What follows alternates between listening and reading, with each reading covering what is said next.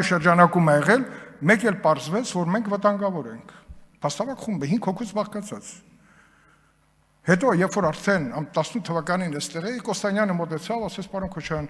ես ուզում եմ դες տեղեկացնեմ, թե ոնց է լուծարվել փաստավակ խումբը, ասեց գիտեմ։ Բերեց այն դանոսը, որը գրվել է այն ժամ երբեմնի, դանոսը մի քիչ կոպիտ եմ ասում, այն հաղորդագրությունը, որ տվել է Վահե Ստեփանյանը, որ եղել է Հայաստանի Հանրապետության արտադրության նախարար, որը նաև մարդու իրավունքների պաշտպանի գրասենյակի աշխատակազմի ղեկավարն էր, գրել է, որ պատկերացրեք, ընդդիմությունը փաստավակ խմբի այստեղ ազգային ժողովի տարածքում գտնող տարածքում ճնշում է իշխանությանը։ Ես եւ Տիկին Սաֆարյանը։ Լավ, ես կարա Տիկին Սաֆարյանը ոնց պետք է ճնշել։ Դա իրականություն է եղել։ Այն առումով ոչ թե ճնշումների, այլ որտեղ իրենք հասկացան, որ Համլետ Թադևոսյանի զեկույցը շատ հեռու տանող բաներ է բացահայտել։ Զեկույցը իրենք կարդացել էին։ Հիմա հարց առաջանում, արդյոք երկու մարդ ընդդիմությունը ներկայացնող Ազգային կոնգրեսը եւ Ժառանգությունը կարային այսպիսի զեկույց պատրաստել։ Իհարկե ոչ։ Ինչի է ստացվել դա, որտեղ մենք ունենք հասարակության լայն շրջանակների աջակցություն։ Մենք ինֆորմացիայի պակաս չունենք։ Պատկերացրեք, այս շարժումը մարդիկ, մասնագետներ, նաև գործող իշխանության շրջանակում ազգային անվտանգության ծառայություն, անուններ չեմ տակ, չնայած Սամվել Հովհաննիսյանի անունը տվել եմ,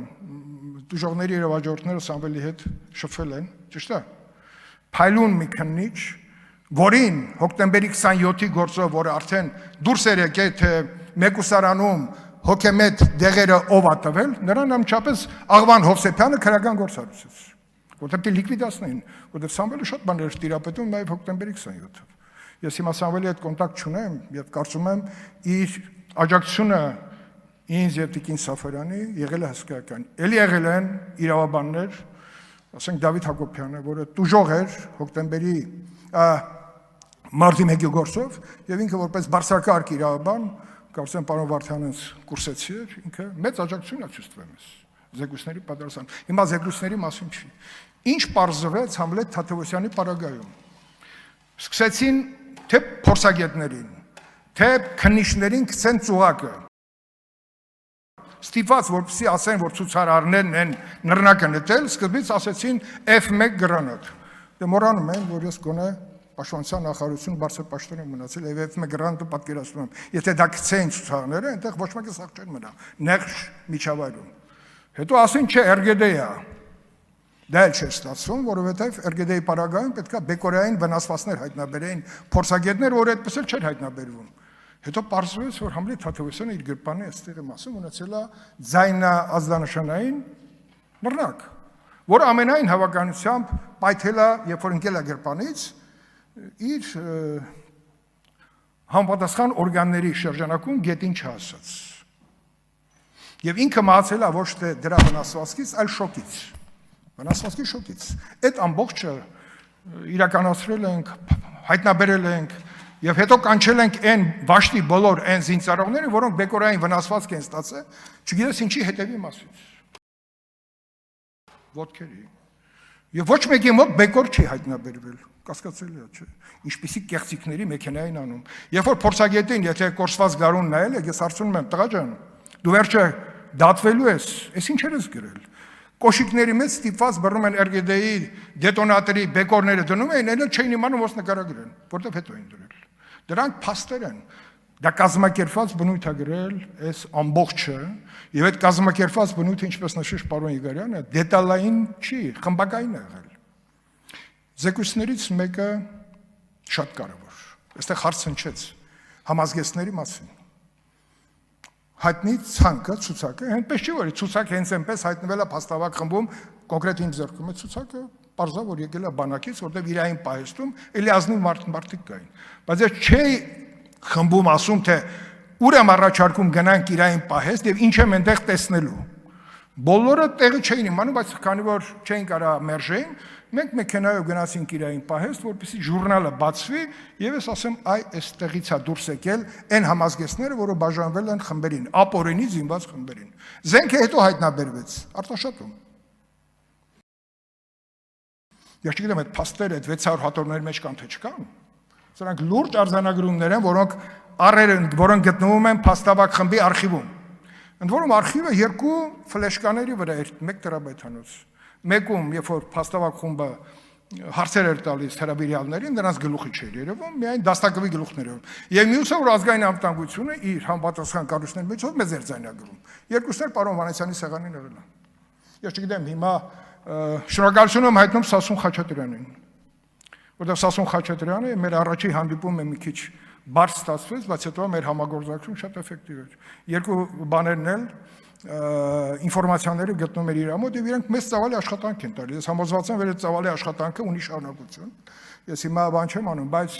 կուզեի, որպեսզի մենք արձանագրենք 301 հոդվածը։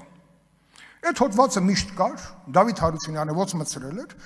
փառք ու պատիվ իրեն նույն ձևել հանեց։ Հանեց այն ժամանակ, երբ որ Ռոբերտ Քոչյանը մեղադրվում էր արդեն իշխանության յուրացման հարցում, սովորական կարգի խափանման միջոցով։ Հետո մենք 3 ճիշտ եք ասում, դատավոր ենք ընտրել, կարծեմ, Սամական դատարանի։ Միաձայն անցրել Հրար Թոմասյան, ապրենք, հրաշք։ Հիմա աշխարհի շատ երկրներում այդ հոդվածը գոյություն ունի, որտեղ այդ հանցագործությունը կա։ Հիմա մենք հանեցինք, որպեսզի Ռոբերտ Քոչյանին դուրս գա եւ դուրս եկավ։ Հիմա միեդը մեզ տվեց հնարավորություն ասելու, որ մարտի 1-ը բացահայտված է, միարժեք։ Բացահայտված է իմ համար, որպես փաստավակ խմբի անդամ եւ շատ ակտիվ, մարտի 1-ը բացահայտված է եւ մեր ժողովրդի համար մարտի 1-ը բացահայտված է եղել լիարժեք, այդտեղ կասկած չկա։ Գիտեմ, որից հետո էր, բայց ինչքան մարդու իրեն քննիչների, ուժային կառույցների, հիմա Աֆյանին ենք դատում, շատ լավ։ Ժամը 6-ից հետո Աֆյանը եղել, Աֆյանին ասել են դու գնանք ում, դու բան չես հասկանում։ Բայց դեպքում կառավարության շտաբը ինչ արել։ Տիգրան Թորոսյանը այստեղից ծծվում էր։ Ավտոմобիլները հանում են, ավտոների հետևից կրակում են, հետո ումյադարի տղաժան ով է քեզ ասել կրակել են։ Վերջի ոչ մի փաստ չգտնվեց, որ ավտոմատ հանել են ցուցաներ եւ կրակել են։ Նռնակը այդպես էլ չհայտնաբերվեց այդ ցուցարը չի հայտնաբերվել։ Մի հատ հետո ինչ որ մի հատ ծուռ ավտոմատ են գտել, ասել են էդի ոնց որ թե ցուցարի մոտ էր, բայց Խաչատրյանի բանը մեքենան դիմակահար կրակոց է ստացել։ Իրանք գտել են հետո այդ կողքը դիմակահար կրակոցը Չերեմուխայի պարզ գիտեն ով էր։ Այդ մարդը հիմա վաղեմության ժամկետով բոլոր ազատ են։ Չերեմուխա կարող են կիրառեն կոնկրետ խմբեր, կոնկրետ հրամանատարի գլխավորությամբ։ Հիմա դուք միանգամից երբ որ Քլոյանը կարդացել էր մեր այդ զեկույցը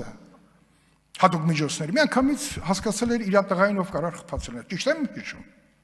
Միանգամից, դա պարզ էր, բայց քննությամբ կարելի էր դա հասնել։ Հիմա նա էլ իդենտիֆիկացվում է այդ կրակոցը, չի իդենտիֆիկացվում։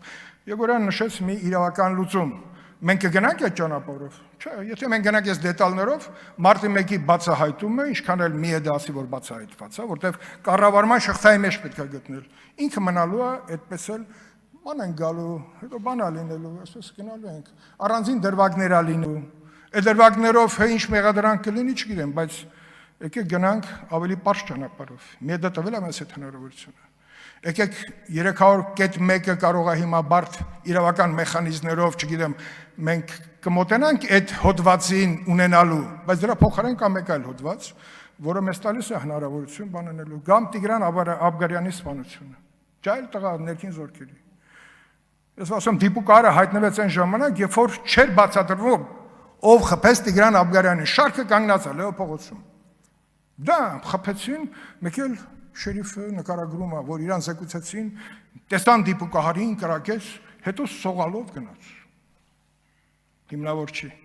ծիծաղելի է։ Եվ այս ամբողջը ունեցել է իր ղեկավարները, ճարտարապետները, հանրապետության նախագահի գլխավորությամբ։